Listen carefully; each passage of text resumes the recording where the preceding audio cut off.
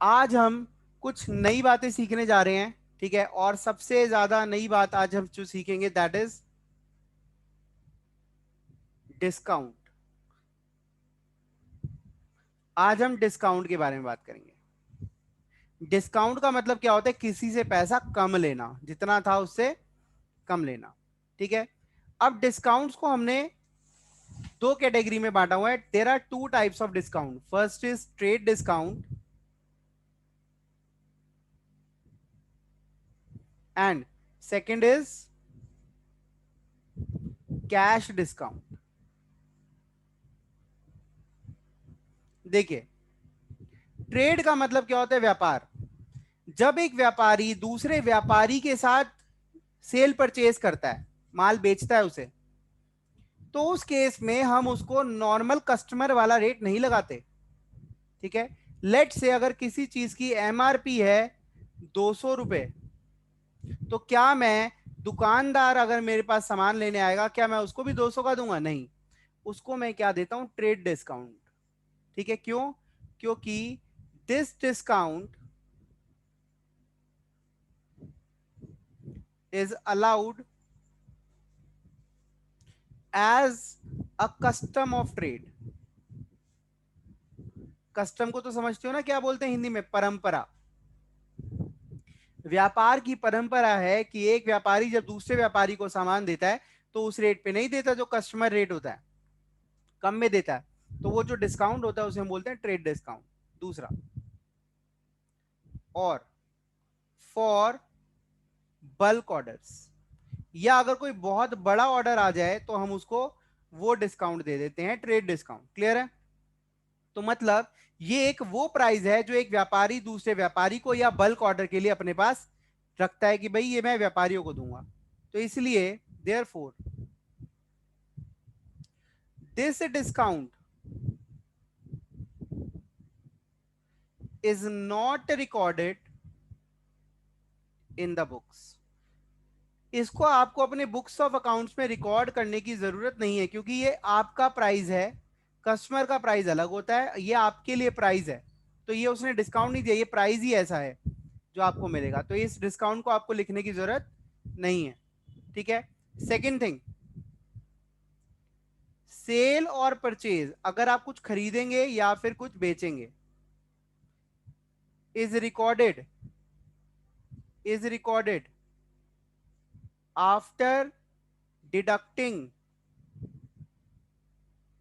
Trade discount. अगर आप cell या परचेज रिकॉर्ड करते हैं तो आप ट्रेड डिस्काउंट काट के रिकॉर्ड करेंगे, ठीक है। आपको ट्रेड डिस्काउंट अलग कर देना है। क्लियर है? पहली चीज, इसे हम बुक्स ऑफ अकाउंट्स में रिकॉर्ड नहीं करेंगे। दूसरी चीज, सेल और परचेज में की जो वैल्यू आएगी वो ये डिस्काउंट काटने के बाद जो वैल्यू आती है उस तरीके से आएगी, ठीक है। अब मैं नीचे इसकी कुछ एग्जांपल कर रहा हूं, then we will go to cash discount. Example number 1, A sold goods to B. A sold goods to B, A ने बी को सामान बेचा, वर्थ रुपीज 1 लाख। 1 लाख का सामान बेचा एट 20% ट्रेड डिस्काउंट, और उसको डिस्काउंट दिया 20%। तो यहां पे हम थोड़ी वर्किंग्स करेंगे।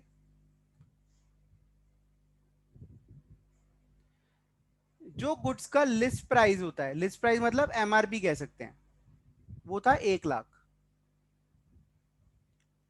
ए ने बी को बेचा तो ए ने बी को क्या दिया? ट्रेड डिस्काउंट दिया 20%, दैट इज 20,000। तो अब बच कितनी गई वैल्यू? 80,000। तो हम क्या बोलेंगे कि हमने सेल कितने के करे हैं गुड्स? हम यही बोलेंगे कि हमारी जो सेल्स है वो 80,000 की है, 1 लाख की नहीं है। तो सेल्स वैल्यू विल बी 80,000, ठीक है। ये ए की कैलकुलेशन हो गई। बी कैसे कैलकुलेट करेगा? बी भी ऐसे करेगा। लिस्ट प्राइस है 1 लाख, ट्रेड डिस्काउंट 20% लेस कर दिया 20,000। बी को माल कितने का पड़ा? 80,000 का।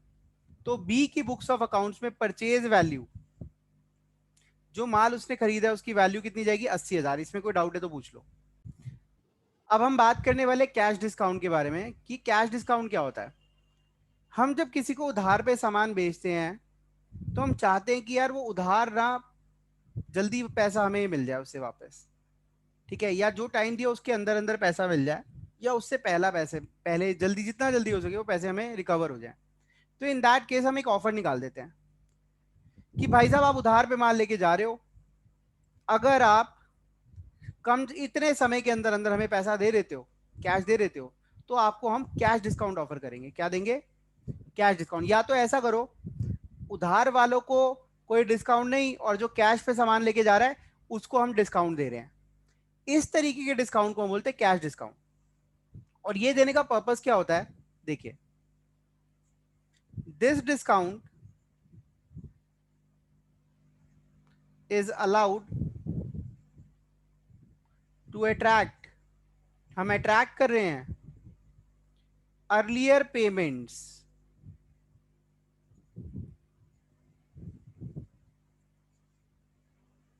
From customers. हम चाहते हैं हमारे कस्टमर्स हमें जल्दी पैसा दे दें, इसलिए हम उनको ये डिस्काउंट ऑफर कर रहे हैं, ठीक है। अब देखिए, this discount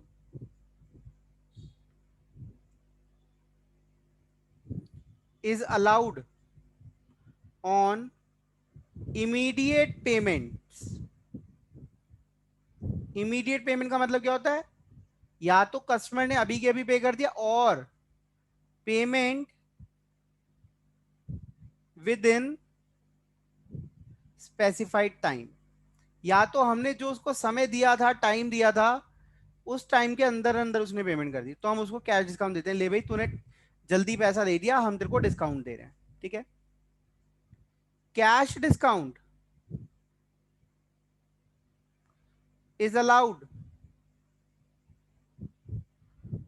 on the amount paid, ठीक है, बाय कस्टमर। जो कैश डिस्काउंट देंगे हम उसी अमाउंट पे देंगे जो वो पे कर रहा है, जो वो पे नहीं कर रहा है उस पर नहीं देंगे, ठीक है। अब ये कोई स्पेशल डिस्काउंट है तो इसको तो रिकॉर्ड करना ही पड़ेगा। Cash discount is recorded in the books of accounts, is recorded in the books of accounts। इसको हम बुक्स ऑफ अकाउंट्स में दिखाते हैं। अब आप कहोगे सर ट्रेड डिस्काउंट को नहीं दिखाते, इसको दिखाएंगे तो कैसे दिखाएंगे? देखिए,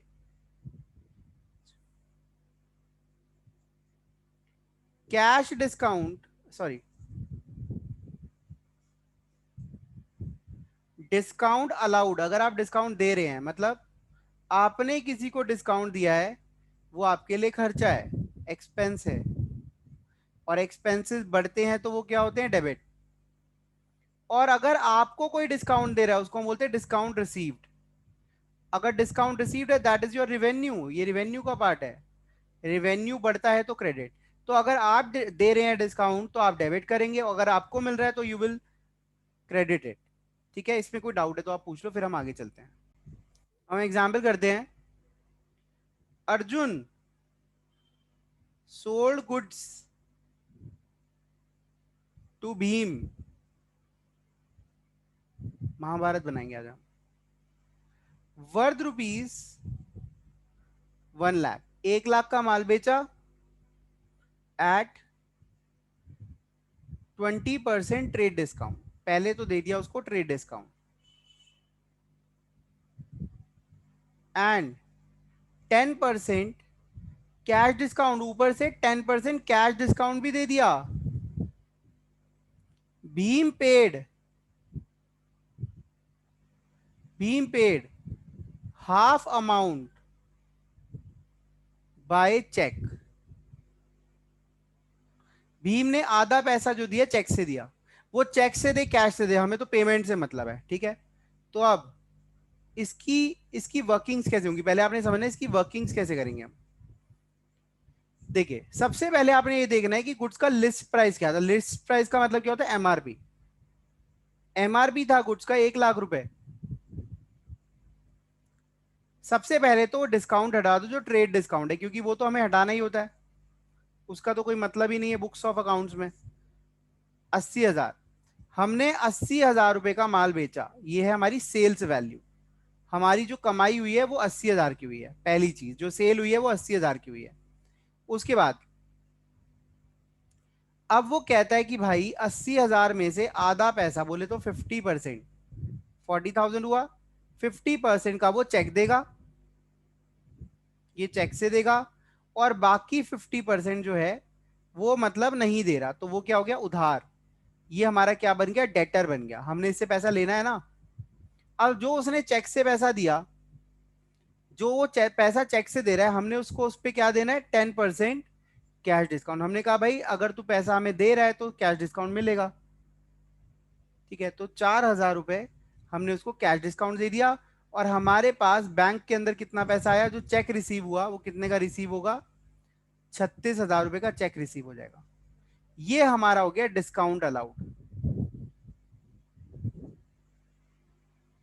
और बाकी 40,000 हमने अभी लेने हैं।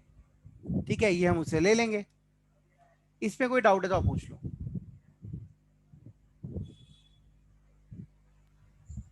सर सर एक हाँ जी, एक छोटा सा एग्जाम्पल मैं आपको और करा रहा हूँ, उसके बाद हम क्वेश्चंस करेंगे। उसके बाद हमने जर्नल एंट्री पे ही काम करना है। Example number 2, X sold goods to Y worth ₹2 lakh at 20% trade discount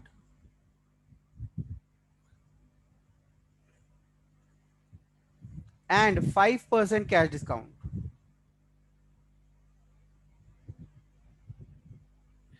Y paid whole amount by check. Y ने सारा पैसा चेक से दे दिया। तो अब इसकी वर्किंग्स कैसे होंगी, ये देखिए। अब यहां पे जो हमारा लिस्ट प्राइस है वो है 2 लाख, ट्रेड डिस्काउंट है 20%, दैट इज 40,000।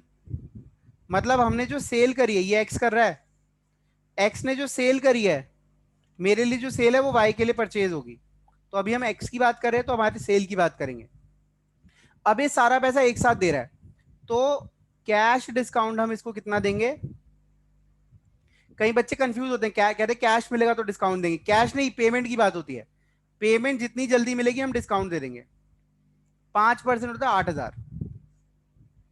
हमने उसको 1,60,000 का माल बेचा, हमारी कमाई 1,60 थी। अब वो जो पैसा दे रहा है वो हमें 1,52,000, 1,52,000 देगा। ये this is called check received.